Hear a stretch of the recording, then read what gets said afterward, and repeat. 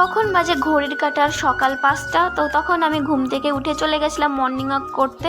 তো এই যে রাস্তার পাশে দেখো কত সুন্দরভাবে পাটকাঠি মানে নাড়া রয়েছে, পাট বেছে ওইখান থেকে ওইখানে পাটকাঠি নাড়া রয়েছে। এবং তারপরে বাড়ি আসলাম, এসে দেখি আমার ড্রাগন গাছে আরও একটি ফুল ফুটেছে কালকে রাত্রিবেলা, সেটা আমি দেখিনি। তো সকালবেলা উঠে দেখি ফুলটা এখনও ফুটে রয়েছে। তো ফুলটা তো বড় হয়েছে কিন্তু ফলগুলো খুবই ছোট হয়, দুঃখের ব্যাপার এটাই। তো ফলগুলো দেখি মানে তোমাদের কাছে যদি কোনো উপায় থাকে ফলগুলো বড় করার তো অবশ্যই কমেন্টে বলো, কি ওষুধ দিলে ভালো হয়, তো কি করলে ভালো হয় অবশ্যই বলো। আর এই যে দেখো এই যে সন্ধ্যামালতী গাছটা, এই গাছটা এই যে ড্রাগন গাছের টপের মধ্যেই হয়েছে। আমি গাছটি কাটার চেষ্টা করেছি, মানে গাছটি কেটে দিয়েছিলাম কিন্তু ডাল বেরিয়ে আবার মানে ফুল হয়েছে এই ড্রাগন এই সন্ধ্যামালতী গাছে। তো খুব সুন্দর লাগছে হলুদ হলুদ ফুলগুলো, এবং ড্রাগন গাছের ফুলটাও খুব সুন্দর লাগছিল।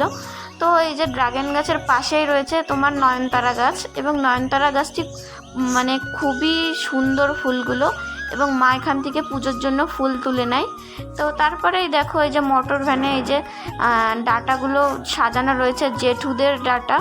তো জেঠুদের ডাটাগুলো ধুয়ে পরিষ্কার করে তারপরে বেছে তো এখন বেচার জন্য নিয়ে যাবে দাদা। আর এখন সবজির খুবই দাম, যাদের উঁচু জমি আছে সবজিগুলো খুবই ভালো হয়। এবং টাটা, অন্য কোনো ব্লগে আবার